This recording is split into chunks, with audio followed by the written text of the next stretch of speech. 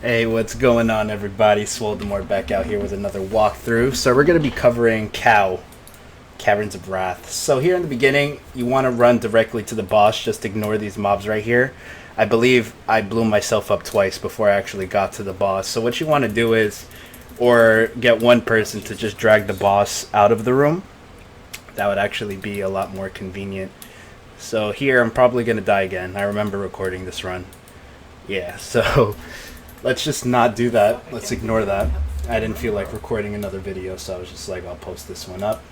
But anyway, yeah, so you drag this guy, a mini boss basically, outside here. It'll be a lot easier to kill. Thank you. Just ignore the little devils throwing the fire.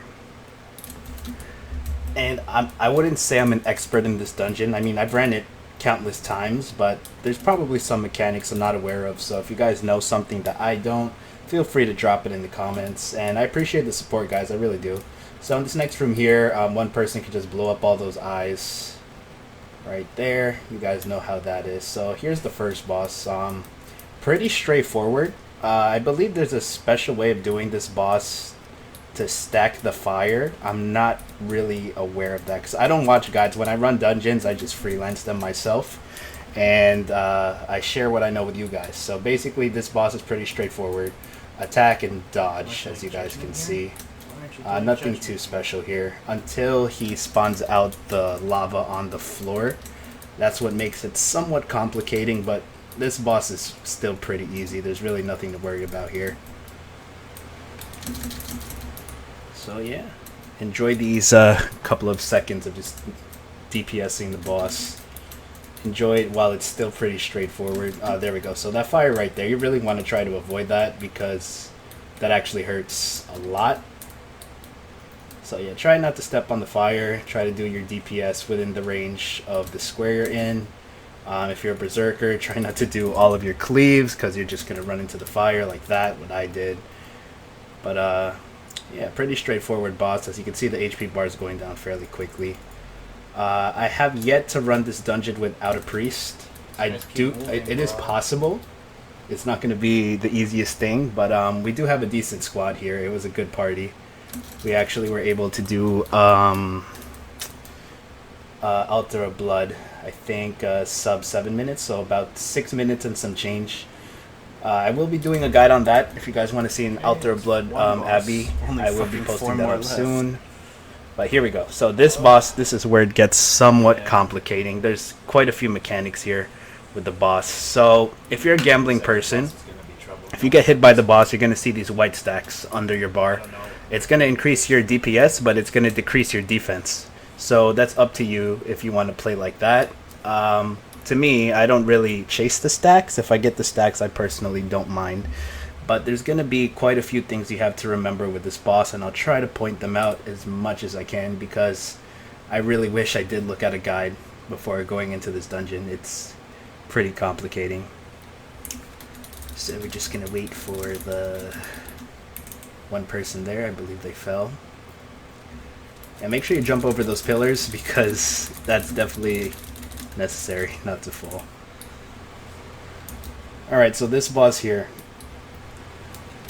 Here we go. So there's one thing you want to look out for. It's going to be at 70%. That's when things are going to get kind of more focused on mechanics. But for now, attack DPS the boss. When you see him glow like that, make sure you're not in front of him because he could push you out the map. He will definitely push you out the map. That's one thing you really want to be aware of. Other than that, attack, dodge, attack, dodge. Yep, and then when we get to 70%, this is where I'm going to explain a little bit of the mechanics right here. Okay, 1 second. So you see, 70% he does this. Whoever has the fireball on top of his head must stay away from the party. So you see that right there? When you have the fireball on top of your head, you basically sacrifice your life. Stay in one spot. You could pick up a shield orb there, but you don't really need to. So after that, everyone else usually stacks up in one area. You're going to get a fire on top of your head like this, right there. So you're basically going to want to time it and stay as close to the fire as you can so you don't take up too much space. Yeah, there we go. So everyone's here now. You see that little orb? Once you see that orb, roll away because the fire is going to blow you out of the map. Oh yeah, that's true. Yep. That makes sense. it usually works out a lot better if everyone's stacked up together. So basically, you're going to want to pick up that, well, he picked them up now. Usually the person in the beginning who gets hit with the fire gets picked up after this whole rotation is done. He does it 4 times, and then after that, just go back to DPSing the boss. I could have explained that better. If you guys have any questions, just drop it down in the comments. I'm willing to answer everything. But once you get these mechanics down, it's pretty easy. I thought this dungeon was going to be a lot harder when I walked in, and it was doable, you know, once people started explaining things to me. So, yep. Then he's going to do that fire thing one more time. I don't know what percent is that. Was it 40%, I believe? Yeah, so same thing here. So you see that orb over there on the right side? That's the shield. You see he's picking up the shield right now? Yeah, there we go. If you pick up the shield, you could tank the fire. And most likely you're still going to die, though. So yeah, that's him right there. I think he was able to survive that one. And someone just fell off, unfortunately. So you see that orb on top of my head? Do you see that? Roll away. And then stay as close so you don't take up too much space.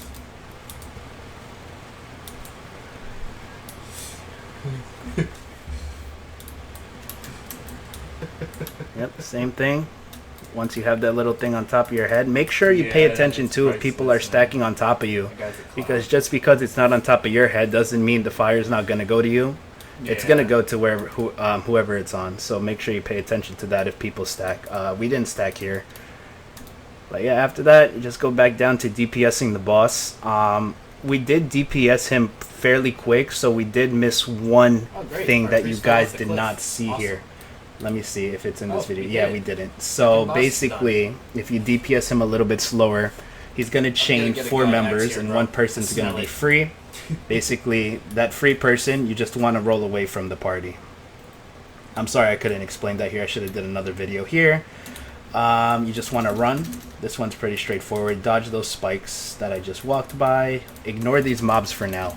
So basically what you want to do is you want to run all the way to the end. You're going to see a gate and a mini boss here. Focus the gate, or if you want, focus both. But definitely focus the gate as a primary. If you're hitting the gate and the boss, that's a plus. But yeah, this is pretty straightforward right here. You just want to break this gate open.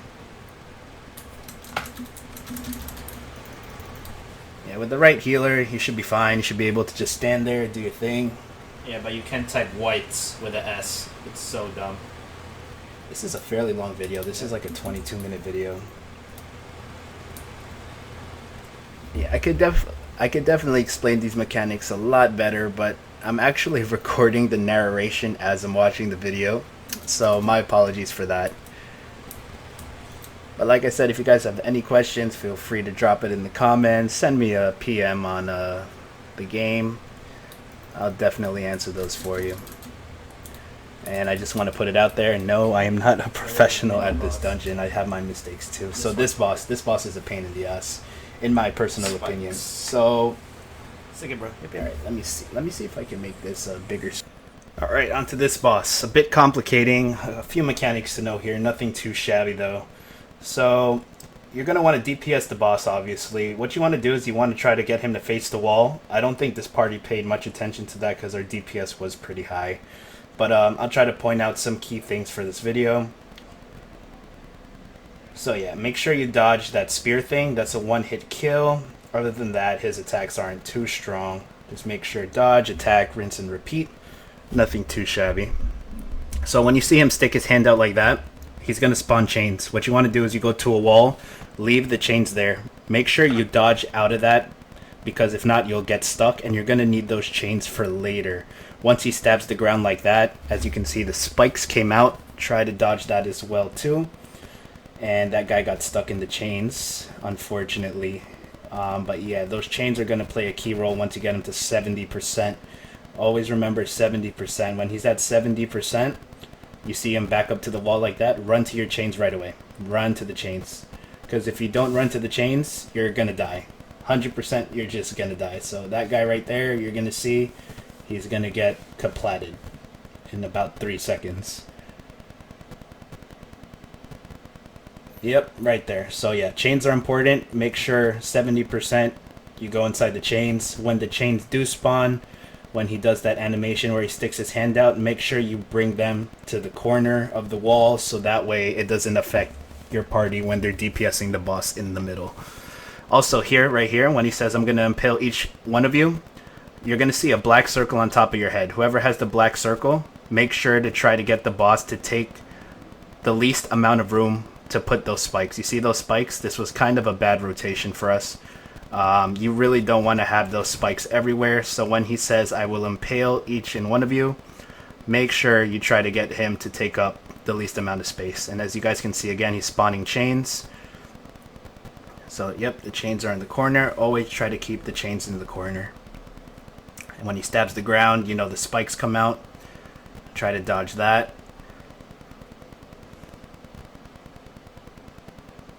And I believe, what percent is it on right now? I believe the next time you're going to want to hide in the chains is 41%. So if you guys notice you don't have chains on the floor, creeping up to like 41%, DPS him a little slower. DPS him a little slower until he does the chains, because if you guys don't have chains on the floor, your whole party is going to get wiped right away.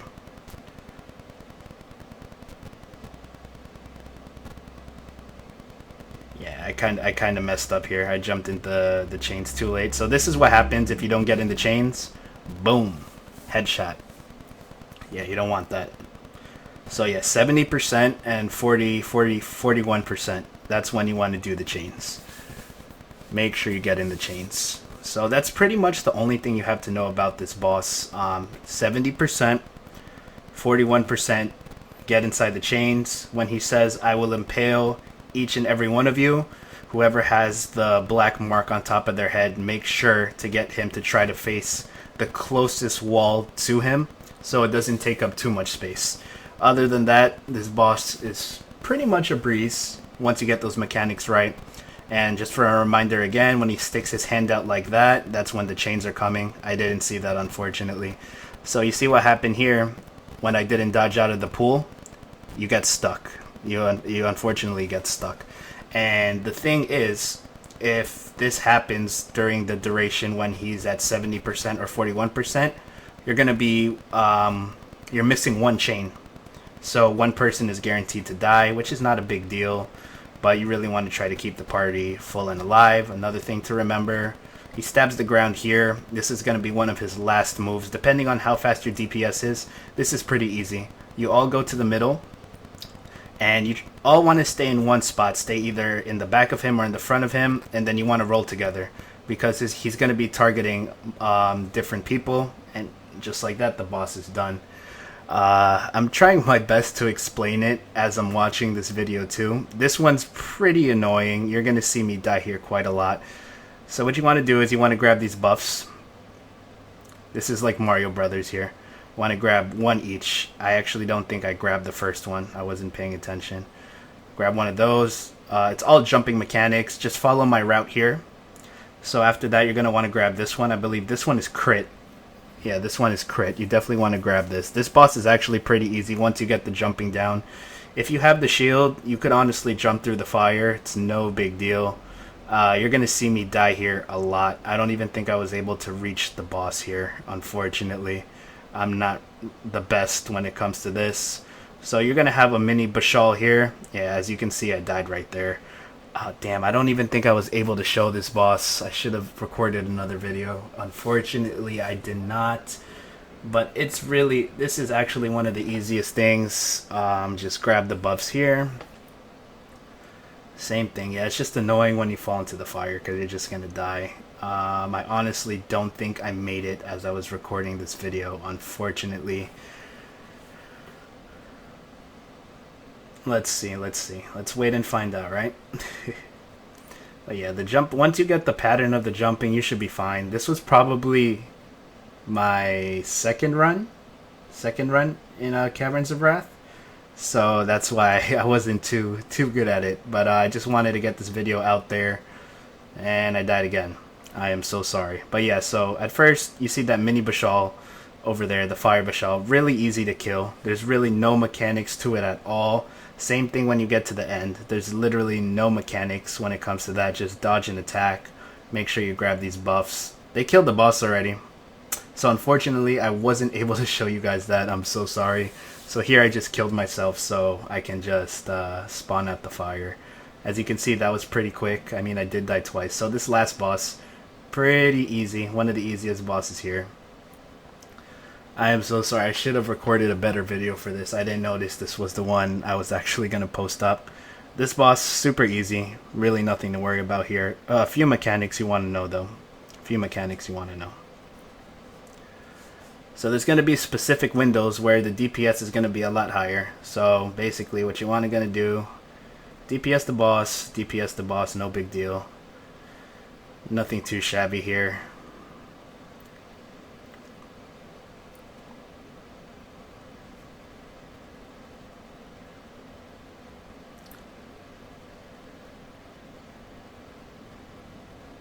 Alright, so when you see him doing that, you're going to see him spawning a little minion coming towards the boss. Do not kill the minion. Do not kill it. Okay, so those things are going to be very important. You're going to want to let it go to the boss, because that's what's going to make your DPS higher. Once this thing blows up, you're going to do so much more damage. It's a small window. Small window. Yep, so you notice you're going to do a lot more DPS. This is going to be the only way you're going to kill the boss. If you do not follow this, if you wind up killing all of the minions, you're not going to be able to bring the boss down to 0%. So once he does that, he jumps into the air again. Usually what people do is only 2 people get the shield here, but I believe most of us got it. So if you're a high DPS, definitely grab the shield. If you know you're squishy and you don't really do that much damage, do not grab it. Because you see those minions there? They're going to blow up. This is going to be your window to DPS the boss.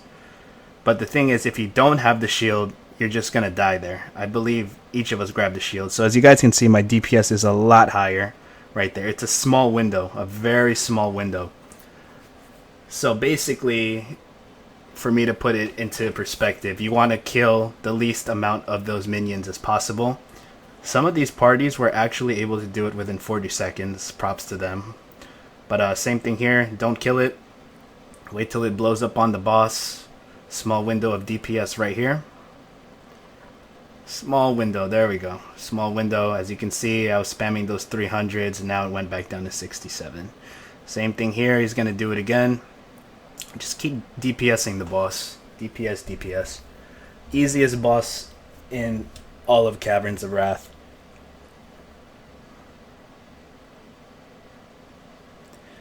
DPS. There we go. He's going to jump up again.